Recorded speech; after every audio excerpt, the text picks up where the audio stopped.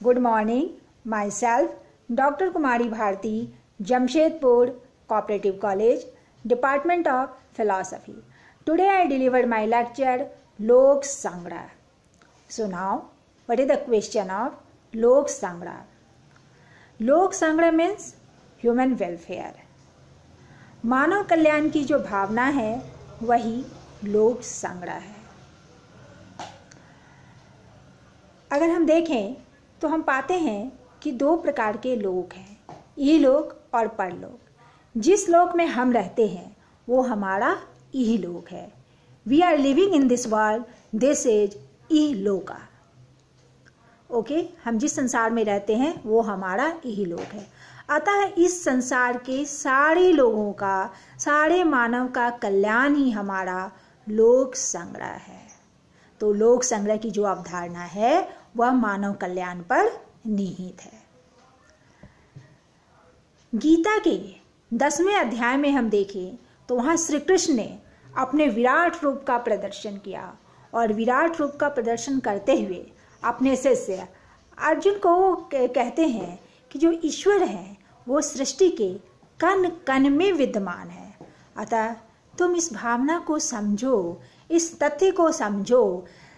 इस तथ्य को समझते हुए समस्त जगत का, समस्त मानव का कल्याण ही लोक संग्रह है। So we should think that God is present in every particle of the world. So we should do auspicious. हमें वही कर्म करना चाहिए जो शुभ हो, जो अच्छे हो, क्योंकि ईश्वर इस सृष्टि के कण कण में विद्यमान है। तो इस रूप में अगर हम समझते हैं तो लोक संग्रह की अवधारणा से मुख्य रूप से जो तात्पर्य होता है वो हमारा मानव कल्याण की अवधारणा पर निहित है। अब प्रश्न उठता है कि मानव कल्याण की जो भावना है, मनुष्य जो है एक स्वार्थी प्राणी है और हमेशा वो अपने स्वार्थ के पीछे लगा रहता है। तो ये जो मानव कल्याण की भावना है, दूसरों के कल्याण की भावना है, परार्थ की भावना है, ऑल्स्ट्रिक की भावना है, वो मनुष्य के हृदय के अंदर कैसे जगेगी या उसे वे कैसे पाएगा? तो इस अवधारणा को हम भगवत गीता में पाते हैं। निष्काम कर्मा, निष्काम karma is the means of लोक संग्रह। निष्काम कर्म जो है वो लोक संग्रह को पाने का एक साधन है। अब now question is what is the meaning of निष्काम कर्मा? निष्काम कर्म से हम क्या समझते हैं? सो nishkam karma is a selfless, nishkam karma is a selfless devotions of inner and outer work, inner and outer activities and sacrifice to lords of all work. निष्काम कर्म की जो अवधारणा है वह स्वार्थहीन कर्म है। अर्थात जब हम अपने स्वार्थ से ऊपर उठ करके कोई कर्म करते हैं और उसमें हमारे फल की कोई कामना नहीं रहती है तो वही हमारा निष्काम कर्म है। और लोक संग्रह को पाने के लिए यानी मानव कल्याण के लिए निष्काम कर्म का होना अत्यंत ही आवश्यक है। अर्थात जब तक हम अपने स्वार्थ से ऊपर नहीं उठेंगे तब तक हम दूसरों के कल्याण की बात सोचेंगे ही नहीं, और जब तक हम दूसरे के कल्याण की बात सोचेंगे नहीं तब तक मानव कल्याण संभव है ही नहीं। So nishkam karma is the means of human welfare. Gita में कहा गया कर्मण्येवाधिकारस्ते माँ फलेषु कदाचना माँ कर्मफल हेतु भूर्मा ते संग्रस्त कर्मणि। तुम्हारा अधिकार जो है वह कर्म में है, तुम्हारा अधिकार कर्म में है, ना तुम्हारा अधिकार सिर्फ कर्म में है, ना कि फल में। ना तो तुम्हारे अंदर फल की लालसा निहित हो और ना ही कर्म त्याग की तुम्हारे अंदर प्रवृत्ति उत्पन्न हो। इस तरह से गीता में बताया गया है कि मनुष्य को कोई भी कार्य अपना कर्तव्य समझकर ही करना चाहिए। हम कह सकते हैं you are right to perform your prescribed duty, you are right to perform your prescribed duty, you are not entitled to the fruits of your activities. You can never yourself to be the cause of your result and nor to attach in action. सो इस तरह से गीता में भी जो हमारा कर्म योग की जो अवधारणा है, निष्काम कर्म की जो भावना है, उसे समझाया गया है। अर्थात मानव कल्याण को पाने का एकमात्र उपाय यह है कि हम अपने स्वार्थ से ऊपर उठ करके जब समस्त लोगों के कल्याण के लिए कोई कार्य करते हैं तो उसे ही हम लोक संग्रह कहते हैं। और तभी निष्काम कर्म के द्वारा ही स्वार्थ से ऊपर उठ के, अपने अहंकार से ऊपर उठ के जब हम कोई कार्य करते हैं तभी हम दूसरों के कल्याण के बारे में सोच सकते हैं। इस तरह से और हम गहराई में देखेंगे तो लोक संग्रह की जो अवधारणा है, इसमें हम पाते हैं कि कहीं ना कहीं परोपकार की भावना निहित है।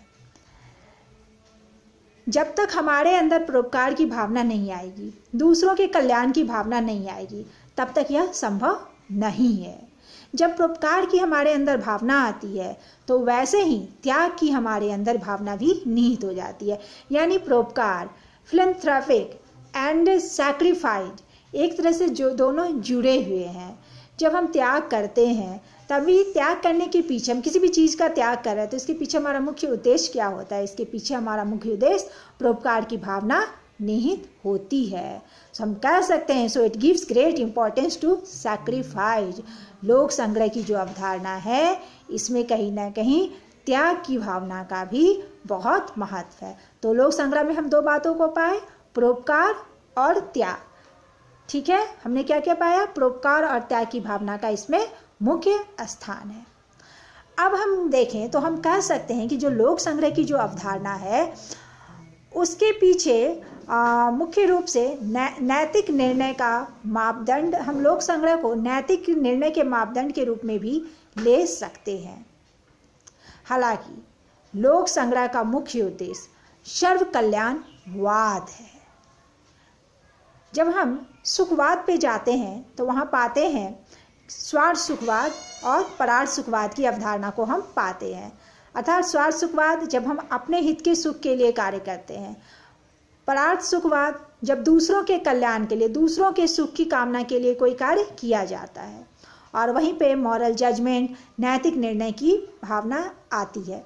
तो अगर हम देखें तो लोक संग्रह जो है ये स्वार्थवाद, परार्थवाद, इन सब से ऊपर उठ करके लोक संग्रह का मुख्य उद्देश्य है चरम कल्याणवाद, सर्व कल्याणवाद।